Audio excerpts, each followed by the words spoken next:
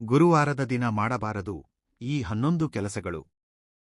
ನಮಸ್ಕಾರ ವೀಕ್ಷಕರೇ, ಹಿಂದೂ ಧರ್ಮದಲ್ಲಿ ಗುರುವಾರದ ದಿನವನ್ನು ಸೃಷ್ಟಿಯ ಪಾಲಕರಾದ ಭಗವಾನ್ ವಿಷ್ಣು ಮತ್ತು ದೇವಗುರು ಬೃಹಸ್ಪತಿಗೆ ಸಮರ್ಪಿಸಲಾಗಿದೆ. ಧಾರ್ಮಿಕ ದೃಷ್ಟಿಯಿಂದ ಈ ದಿನವನ್ನು ಅತ್ಯಂತ ಮಹತ್ವದ ದಿನ ಎಂದು ಪರಿಗಣಿಸಲಾಗುತ್ತದೆ. ಈ ದಿನ ಉಪವಾಸವಿದ್ದು ಭಗವಾನ್ ವಿಷ್ಣು ಮತ್ತು ತಾಯಿ ಲಕ್ಷ್ಮಿಯನ್ನು ಪೂಜಿಸುವುದರಿಂದ ಜನರ ಎಲ್ಲಾ ರೀತಿಯ ಮನೋಕಾಮನೆಗಳು ಪೂರ್ಣಗೊಳ್ಳುತ್ತವೆ.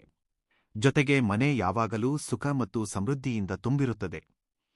ಇನ್ನು ಬೃಹಸ್ಪತಿ ಗ್ರಹದ ಬಗ್ಗೆ ಹೇಳುವುದಾದರೆ, ಇವರನ್ನು ದೇವತೆಗಳಿಗೂ ಗುರು ಎಂದು ಕರೆಯಲಾಗುತ್ತದೆ. ದೇವಗುರು ಬೃಹಸ್ಪತಿಯನ್ನು ಜ್ಞಾನ, ಕರ್ಮ, ಸಂತಾನ ಮತ್ತು ಅಭಿವೃದ್ಧಿಯ ಕಾರಕ ಎಂದು ಪರಿಗಣಿಸಲಾಗುತ್ತದೆ.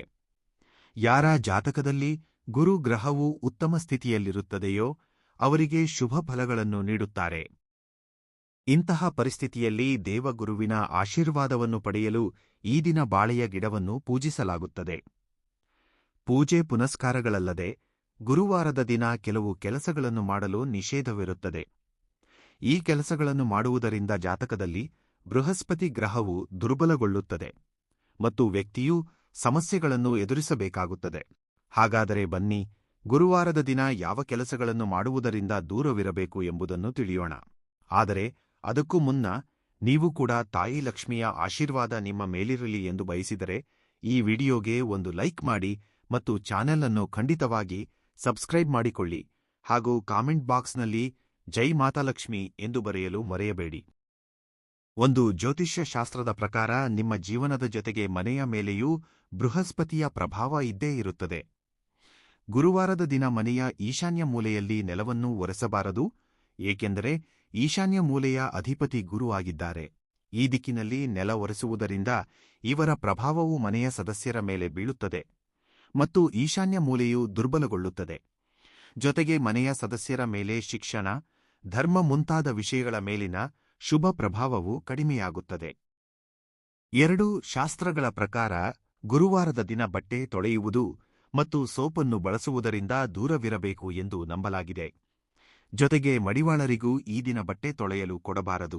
ಹೀಗೆ ಮಾಡುವುದರಿಂದ ಜಾತಕದಲ್ಲಿ ಗುರುವಿನ ಸ್ಥಿತಿ ಕೆಡುತ್ತದೆ ಮತ್ತು ಅದೃಷ್ಟವೂ ಸಾಥ್ ನೀಡುವುದಿಲ್ಲ.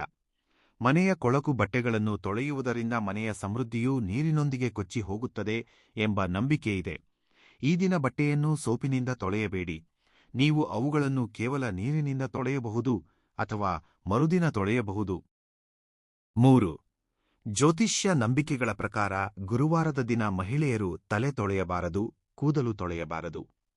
ಈ ದಿನ ಯಾವ ಮಹಿಳೆ ತಲೆ ತೊಳೆಯುತ್ತಾರೋ ಅವರ ಜಾತಕದಲ್ಲಿ ಬೃಹಸ್ಪತಿ ಗ್ರಹವು ದುರ್ಬಲಗೊಳ್ಳುತ್ತದೆ. ಬೃಹಸ್ಪತಿ ಗ್ರಹವು ದುರ್ಬಲಗೊಳ್ಳುವುದರಿಂದ ಯಾವುದೇ ಕೆಲಸವೂ ಸುಗಮವಾಗಿ ಪೂರ್ಣಗೊಳ್ಳಲು ಸಾಧ್ಯವಾಗುವುದಿಲ್ಲ. ಅದಕ್ಕಾಗಿಯೇ ಈ ದಿನ ಮಹಿಳೆಯರು ತಲೆ ತೊಳೆಯುವುದರಿಂದ ದೂರವಿರಿ. 4. ಗುರುವಾರದ ದಿನ ಹಣಕ್ಕೆ ಸಂಬಂಧಿಸಿದ ಯಾವುದೇ ರೀತಿಯ ವ್ಯವಹಾರವನ್ನು ಮಾಡಬಾರದು. ಜ್ಯೋತಿಷ್ಯದ ಪ್ರಕಾರ ಹೀಗೆ ಮಾಡುವುದರಿಂದ ಜಾತಕದಲ್ಲಿ ಗುರುವಿನ ಸ್ಥಿತಿ ದುರ್ಬಲಗೊಳ್ಳುತ್ತದೆ. ಇನ್ನು ಗುರುವಾರದ ದಿನ ನೀವು ಯಾರಿಗಾದರೂ ಹಣವನ್ನು ನೀಡಿದರೆ ಅದು ಮರಳಿ ಪಡೆಯುವಲ್ಲಿ ತೊಂದರೆಯಾಗುತ್ತದೆ ಎಂಬ ನಂಬಿಕೆಯೂ ಇದೆ. ಅದಕ್ಕಾಗಿಯೇ ಈ ದಿನ ಹಣದ ವ್ಯವಹಾರವನ್ನು ಯೋಚಿಸಿ ನಿರ್ಧಾರ ಮಾಡಿ ಮತ್ತು ಅಗತ್ಯವಿದ್ದಾಗ ಮಾತ್ರ ಮಾಡಿ. 5. ಜ್ಯೋತಿಷ್ಯ ಶಾಸ್ತ್ರಗಳ ಪ್ರಕಾರ ಗುರುವಾರದ ದಿನ ಹೊಲಿಗೆ ಕೆಲಸವನ್ನು ಮಾಡಬಾರದು. ಇದರಿಂದ ಗುರು ದುರ್ಬಲಗೊಳ್ಳುತ್ತಾನೆ. ಗುರು ದುರ್ಬಲಗೊಳ್ಳುವುದರಿಂದ ಮನೆಯ ಆರ್ಥಿಕ ಸ್ಥಿತಿಯ ಮೇಲೆ ಕೆಟ್ಟ ಪರಿಣಾಮ ಬೀರುತ್ತದೆ. ಇದಲ್ಲದೆ ಈ ದಿನ ಭಗವಾನ್ ವಿಷ್ಣುವಿನ ಪೂಜೆಯಲ್ಲಿ ಸಾಸಿವೆ ಎಣ್ಣೆ ಅಥವಾ ಎಳ್ಳೆಣ್ಣೆಯ ದೀಪವನ್ನು ಹಚ್ಚಬಾರದು. ಈ ದಿನ ಕೇವಲ ತುಪ್ಪದ ದೀಪವನ್ನೇ ಹಚ್ಚಬೇಕು. 6. ಜ್ಯೋತಿಷ್ಯ ಶಾಸ್ತ್ರದ ಪ್ರಕಾರ ಗುರುವಾರದ ದಿನ ಎಂದಿಗೂ ಹಳೆಯ ಗುಜರಿ ವಸ್ತುಗಳನ್ನು ಮಾರಾಟ ಮಾಡಬಾರದು. ಈ ದಿನ ಗುಜರಿ ಮಾರುವುದರಿಂದ ಮನೆಯ ಸುಖ ಸಮೃದ್ಧಿ ನಾಶವಾಗುತ್ತದೆ ಎಂಬ ನಂಬಿಕೆಯಿದೆ. ಗುರುವಿನ ದುಷ್ಪ್ರಭಾವದಿಂದ ಕುಟುಂಬದ ಸದಸ್ಯರ ಆರೋಗ್ಯ ಕೆಡುತ್ತದೆ ಮತ್ತು ಮಕ್ಕಳ ವಿದ್ಯಾಭ್ಯಾಸದ ಮೇಲೂ ಕೆಟ್ಟ ಪರಿಣಾಮ ಬೀರುತ್ತದೆ. 7. ಹಿಂದೂ ಧರ್ಮದಲ್ಲಿ ಅಕ್ಕಿಗೆ ವಿಶೇಷ ಮಹತ್ವವನ್ನು ನೀಡಲಾಗಿದೆ. ಯಾವುದೇ ಶುಭ ಕಾರ್ಯವಿರಲಿ ಅಥವಾ ಪೂಜೆ ಇರಲಿ, ಎಲ್ಲದರಲ್ಲೂ ಅಕ್ಕಿಯನ್ನು ಬಳಸಲಾಗುತ್ತದೆ. ಅಕ್ಕಿಯನ್ನು ತಿಲಕ ಇಡಲು, ಪೂಜೆಯಲ್ಲಿ ಅರ್ಪಿಸಲು ಬಳಸುವುದರ ಜೊತೆಗೆ ಇನ್ನೂ ಅನೇಕ ಶುಭ ಕಾರ್ಯಗಳಲ್ಲಿ ಬಳಸಲಾಗುತ್ತದೆ. ಆದರೆ ಗುರುವಾರ ಮಾತ್ರ ಅಂತಹ ಒಂದು ದಿನವಾಗಿದ್ದು ಈ ದಿನ ಅನ್ನ ತಿನ್ನುವುದನ್ನು ನಿಷೇಧಿಸಲಾಗಿದೆ. 8. ಗುರುವಾರದ ದಿನ ಪೂಜೆ ಪುನಸ್ಕಾರಗಳಿಗೆ ಸಂಬಂಧಿಸಿದ ಸಾಮಗ್ರಿಗಳು, ಕಣ್ಣಿಗೆ ಸಂಬಂಧಿಸಿದ ಯಾವುದೇ ವಸ್ತು, ಚಾಕು, ಕತ್ತರಿಯಂತಹ ಯಾವುದೇ ಹರಿತವಾದ ವಸ್ತುಗಳು, ಪಾತ್ರೆಗಳು ಇತ್ಯಾದಿಗಳನ್ನು ಖರೀದಿಸಬಾರದು. ಇದರಿಂದ ಆರೋಗ್ಯದ ಮೇಲೂ ಕೆಟ್ಟ ಪರಿಣಾಮ ಬೀರುತ್ತದೆ ಮತ್ತು ಧನಲಕ್ಷ್ಮಿಯು ಕೋಪಗೊಳ್ಳುತ್ತಾಳೆ. ಗುರುವಾರ ಹೊಸ ಬಟ್ಟೆಗಳನ್ನು ಧರಿಸುವುದರಿಂದಲೂ ದೂರವಿರಬೇಕು. 9. ಒಂದು ವೇಳೆ ನೀವು ಮಾಂಸಮದ್ಯವನ್ನು ಸೇವಿಸುವವರಾಗಿದ್ದರೆ ಗುರುವಾರ ಖಂಡಿತವಾಗಿಯೂ ಸೇವಿಸಬಾರದು. ಭಗವಾನ್ ಬೃಹಸ್ಪತಿಯ ಉಪವಾಸವನ್ನು ಮಾಡುವ ಜನರಿಗಂತೂ ಮಾಂಸಮದ್ಯದ ತ್ಯಾಗ ಕಡ್ಡಾಯವಾಗಿದೆ. ಈ ದಿನ ಮಾಂಸಮದ್ಯ ಸೇವಿಸುವುದರಿಂದ ಗುರುವಿನ ಜೊತೆಗೆ ಇತರ ದೇವೋದೇವತೆಗಳು ಕೋಪಗೊಳ್ಳುತ್ತಾರೆ. 10. ಗುರುವಾರದ ದಿನ ಊಟದಲ್ಲಿ ಮೇಲಿಂದ ಉಪ್ಪನ್ನು ಹಾಕಿಕೊಂಡು ತಿನ್ನಬಾರದು, ಏಕೆಂದರೆ ಇದರಿಂದ ಆರೋಗ್ಯದ ಮೇಲೆ ಕೆಟ್ಟ ಪರಿಣಾಮ ಬೀರುತ್ತದೆ ಮತ್ತು ಪ್ರತಿಯೊಂದು ಕೆಲಸದಲ್ಲೂ ಅಡೆತಡೆಗಳು ಉಂಟಾಗುತ್ತವೆ. ಇದಲ್ಲದೆ ಗುರುವಾರ ಗುರುದೇವ, ತಂದೆ, ತಾತ ಮತ್ತು ಧರ್ಮ ಮುಂತಾದವರನ್ನು ಅಪಮಾನಿಸುವುದು ಅಥವಾ ತಮಾಷೆ ಮಾಡುವುದು ಭಾರೀ ನಷ್ಟವನ್ನು ಉಂಟುಮಾಡಬಹುದು. ಆದ್ದರಿಂದ ಗುರುವಾರದ ದಿನ ಹೀಗೆ ಮಾಡುವುದರಿಂದ ದೂರವಿರಿ, ಏಕೆಂದರೆ ಇದನ್ನು ಶುಭ ಎಂದು ಪರಿಗಣಿಸಲಾಗುವುದಿಲ್ಲ. 11. ಗುರುವಾರದ ದಿನ ದಕ್ಷಿಣ ಮತ್ತು ನೈಋತ್ಯ ದಿಕ್ಕಿನಲ್ಲಿ ಪ್ರಯಾಣ ಮಾಡುವುದರಿಂದ ದೂರವಿರಬೇಕು. ಈ ದಿನ ಈ ದಿಕ್ಕುಗಳಲ್ಲಿ ಪ್ರಯಾಣ ಮಾಡುವುದರಿಂದ ದಿಶಾಶೂಲ ಉಂಟಾಗುತ್ತದೆ. ಒಂದು ವೇಳೆ ಪ್ರಯಾಣ ಮಾಡುವುದು ತುಂಬಾ ಅನಿವಾರ್ಯವಾಗಿದ್ದರೆ ಮೊಸರು ಅಥವಾ ಜೀರಿಗೆಯನ್ನು ತಿಂದು ಮನೆಯಿಂದ ಹೊರಡಿ. ಆದರೆ ಈ ದಿಕ್ಕಿನಲ್ಲಿ ಪ್ರಯಾಣ ಮಾಡದಂತೆ ಪ್ರಯತ್ನಿಸಿ. ಈ ದಿನ ಉಗುರು ಕತ್ತರಿಸುವುದರಿಂದಲೂ ದೂರವಿರಬೇಕು. ಹೀಗೆ ಮಾಡುವುದರಿಂದ ಧನಹಾನಿಯಾಗುತ್ತದೆ ಮತ್ತು ಮನೆಯ ಯಜಮಾನನ ಪ್ರಗತಿಗೂ ಅಡ್ಡಿಯಾಗುತ್ತದೆ. ಗುರುವಾರದ ಪರಿಹಾರಗಳು. 1. ಗುರುವಾರ ಬೇಗ ಎದ್ದು ಸೂರ್ಯ ದೇವನಿಗೆ ಅರ್ಘ್ಯವನ್ನು ನೀರು ಅರ್ಪಿಸಿ. ಆನಂತರ ನಿಮ್ಮ ಮನೆಯ ದೇವರ ಕೋಣೆಯಲ್ಲಿ ಭಗವಾನ್ ವಿಷ್ಣುವನ್ನು ಪೂಜಿಸಿ ಅವರ ಮುಂದೆ ತುಪ್ಪದ ದೀಪವನ್ನು ಹಚ್ಚಿಡಿ. ನೀವು ರಕ್ಷಾಸೂತ್ರ ದಾರ, ಬತ್ತಿಯಿಂದ ಈ ದೀಪವನ್ನು ಹಚ್ಚಿ ಅದರಲ್ಲಿ ಸ್ವಲ್ಪ ಕೇಸರಿಯನ್ನು ಹಾಕಿದರೆ ಇನ್ನೂ ಒಳ್ಳೆಯದು. ಭಗವಾನ್ ವಿಷ್ಣುವು ನಿಮ್ಮ ಮೇಲೆ ಪ್ರಸನ್ನನಾಗಿ ನಿಮ್ಮನ್ನು ಸುಖಿ ಮತ್ತು ಸಮೃದ್ಧರನ್ನಾಗಿ ಮಾಡುತ್ತಾರೆ. 2. ಶಾಸ್ತ್ರಗಳಲ್ಲಿ ತಿಳಿಸಿರುವಂತೆ ಗುರುವಾರ ಹಣ್ಣುಗಳನ್ನು ದಾನ ಮಾಡುವುದರಿಂದ ನಿಮ್ಮ ಜಾತಕದಲ್ಲಿ ಶುಭ ಯೋಗಗಳು ಸೃಷ್ಟಿಯಾಗುತ್ತವೆ ಮತ್ತು ಗುರುವಿನ ಸ್ಥಿತಿ ಬಲಗೊಳ್ಳುತ್ತದೆ. ವಿಶೇಷವಾಗಿ ಗುರುವಾರ ಹಳದಿ ಬಣ್ಣದ ಹಣ್ಣುಗಳನ್ನು ದಾನ ಮಾಡುವುದರಿಂದ ಬೃಹಸ್ಪತಿ ದೇವನ ಅಪಾರ ಕೃಪೆ ಸಿಗುತ್ತದೆ. ಅಗತ್ಯವಿರುವ ಜನರಿಗೆ ಹಣ್ಣುಗಳನ್ನು ಖಂಡಿತವಾಗಿ ದಾನ ಮಾಡಿ. ಹೀಗೆ ಮಾಡುವುದರಿಂದ ನಿಮಗೆ ತುಂಬಾ ಪುಣ್ಯ ಲಭಿಸುತ್ತದೆ. 3. ಗುರುವಾರದ ದಿನ ಯಾವುದೇ ರೀತಿಯಲ್ಲಿ ಕೇಸರಿಯನ್ನು ಬಳಸುವುದು ನಿಮ್ಮ ಗ್ರಹಗಳ ಸ್ಥಿತಿಯನ್ನು ಉತ್ತಮಗೊಳಿಸಬಹುದು. ಗುರುವಾರದ ರಾತ್ರಿ ಹಾಲಿಗೆ ಕೇಸರಿ ಹಾಕಿ ಅದನ್ನು ಬಳಸಿ.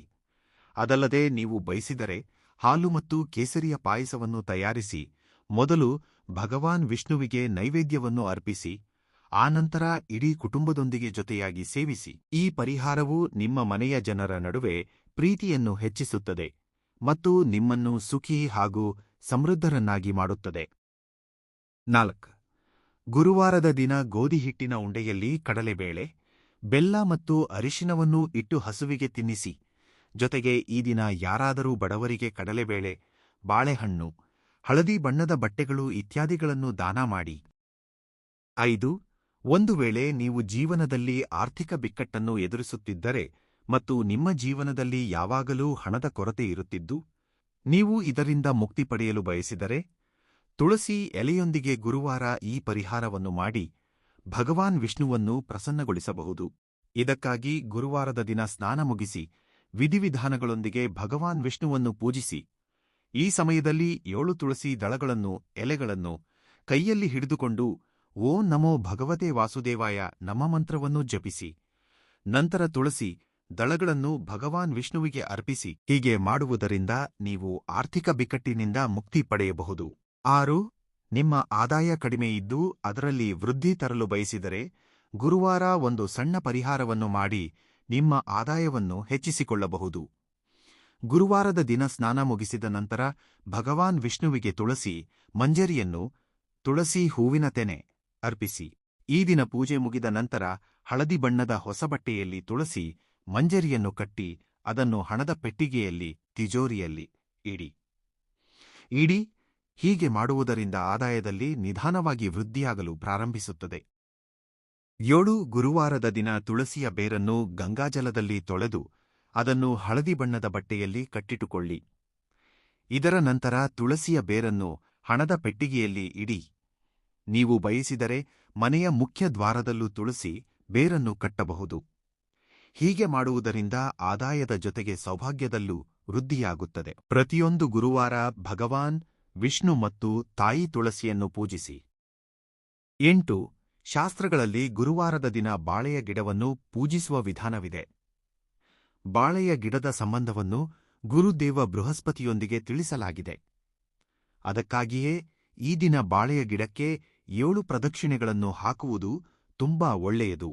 ಒಂದು ವೇಳೆ ನಿಮಗೆ ವೃತ್ತಿಜೀವನದಲ್ಲಿ ಕೆರಿಯರ್ನಲ್ಲಿ ಯಾವುದೇ ತೊಂದರೆ ಬರುತ್ತಿದ್ದರೆ ಬಾಳೆಯ ಗಿಡಕ್ಕೆ 7 ಪ್ರದಕ್ಷಿಣೆಗಳನ್ನು ಹಾಕಿ, ಆ ನಂತರ ಬಾಳೆಯ ಗಿಡಕ್ಕೆ ನೀರನ್ನು ಅರ್ಪಿಸಿ, ಅದರ ನಂತರ ಹಸುವಿನ ತುಪ್ಪದ ದೀಪವನ್ನು ಹಚ್ಚಿ ಮತ್ತು ಗುರುವಿನ 108 ನಾಮಗಳನ್ನು ಉಚ್ಚರಿಸಿ.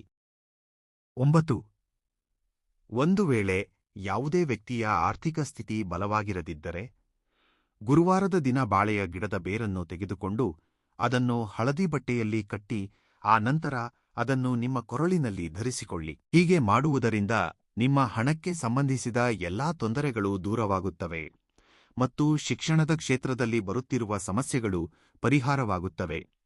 ಜೊತೆಗೆ ಈ ಪರಿಹಾರವನ್ನು ಮಾಡುವುದರಿಂದ ಭಗವಾನ್ ವಿಷ್ಣುವು ಪ್ರಸನ್ನರಾಗುತ್ತಾರೆ.